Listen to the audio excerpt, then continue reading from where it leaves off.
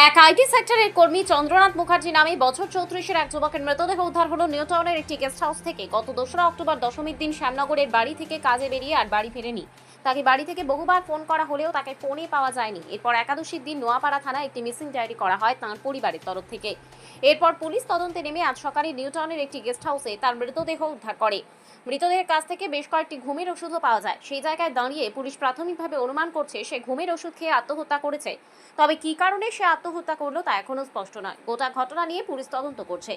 এ বিষয়ে পরিবারের তরফ থেকেও জানানো হচ্ছে পুলিশ তদন্ত করে সত্য উদ্ঘাটিত হোক। তার পাশাপাশি স্থানীয় কাউন্সিলর এই ঘটনার জন্য প্রশাসনের উপরে আস্থা রাখছেন। তবে এই ঘটনায় রহস্য তৈরি হয়েছে।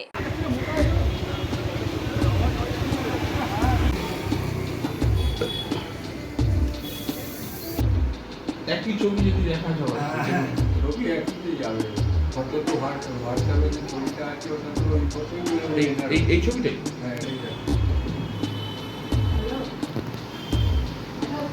ঠিক আছে।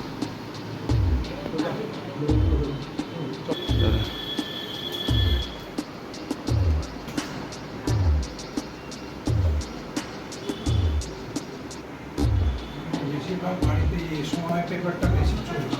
অসীন আমরা অনেক দিন এইসব দেখেছি, এই যেমন প্রায়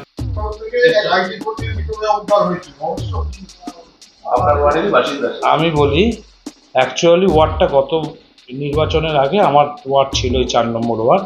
এই ওয়ার্ডটা অ্যাকচুয়ালি অনুসুয়া ভট্টাচার্যের ওয়ার্ড। উনি আউট অফ স্টেশন থাকার দরুন যেহেতু আমার ওয়ার্ড দীর্ঘদিন ধরে ছিল বলে ওরা আমার কাছে এসছে বিভাবরী অ্যাপার্টমেন্ট থেকে। ওখান থেকে দুজন বিভাবরী অ্যাপার্টমেন্টের বাসিন্দা দুজন এসছে এবং তার সাথে ওই চন্দ্রেশ্বর মুখার্জির কোনো রিলেটিভ মামাতো ভাই বা মামাতো দাদা এসছে।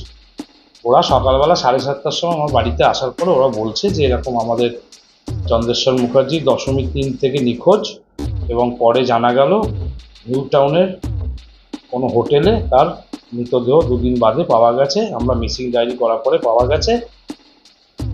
ওখানকার থানার থেকে বলেছে যে লোকাল কাউন্সিলরের একটা রেসিডেন্সিয়াল সার্টিফিকেট নিয়ে আসতে। আমি তখন বললাম যে কোনো পোস্টমর্টম কেসে রেসিডেন্সিয়াল সার্টিফিকেট হয় না, বডি হ্যান্ডওভার করার জন্য বাড়ির লোককে, তার জন্য যে আমরা একটা সার্টিফিকেট দিই যে এই বাড়ির লোকের এই ব্যক্তিকে বডিটাকে হ্যান্ডওভার করে দেওয়া হবে। তখন বললো তাহলে আমাদের ওইটা দেওয়া হোক। আমি বললাম যে আগে সবার আগে ওর আধার কার্ডটা আমাকে দেখান, যে দেখি ওই আধার কার্ডে আমার এই 4 নম্বর ওয়ার্ডের অ্যাড্রেস আছে কি, তাহলেই আমি দিতে পারবো। আদারওয়াইজ অন্য অ্যাড্রেস থাকলে আমি সেটা দিতে পারবো।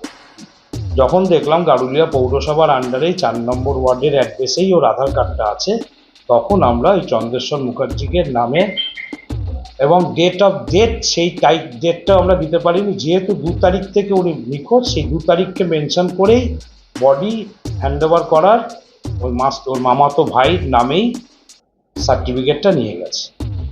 এবং আমরা আমি বলেওছি যে তোমরা আদৌ কি ঘটনা না ঘটনা সেইগুলো ডিটেলসটা আমাদের কাছে দেবে এবং আমরা ডকুমেন্টসটা নিয়েই ওকে সার্টিফিকেটটা দেওয়া আছে যাতে ওর বাড়ির লোক বডিটা হ্যান্ডওভার।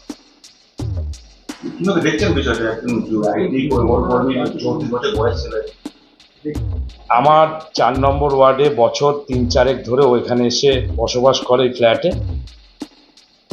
আমার এখানকার বাসিন্দার হিসেবে যেটুকুনি আমরা দেখি ফ্ল্যাটে থাকে, কোথায় চাকরি করে না করে ডিটেলসটা তো আমাদের। কি হয়েছিল ঘটনা তো এখান থেকে বেরিয়েছিল অফিস যাচ্ছি বলে, দিয়ে অফিসে আর যায়নি। বৃহস্পতিবার 10:30টায় ফোন করলো, তার আগে ম্যানেজার ফোন করেছিল যে এরকম অফিস যায়নি কেন, ওর ওয়াইফকে করেছিল। তো ওয়াইফ ফোন করে জেনেছে যে একটু বিজনেস মিটিং আছে, ওই জন্য যেতে পারিনি অফিস। হ্যাঁ, জেন প্যাক্ট আইটি সেক্টর।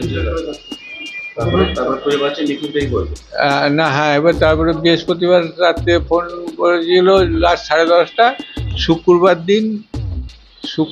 দিন সকাল থেকে আমরা ফোন করে যাচ্ছি, কোনো রেসপন্স নেই। রিং হয়ে 4টে পরে ফোনটা বন্ধ হয়ে গেছে।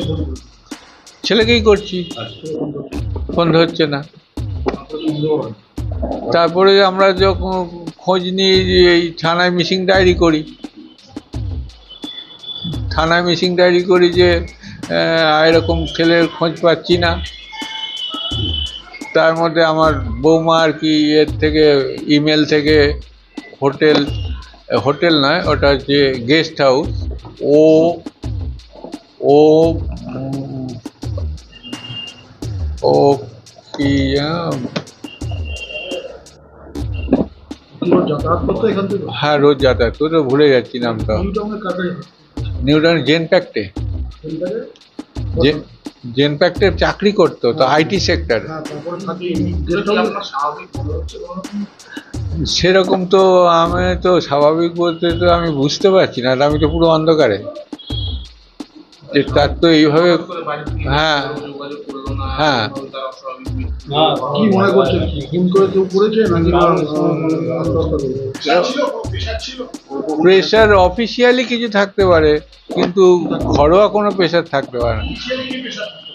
অফিসিয়ালি বললাম যে ছিল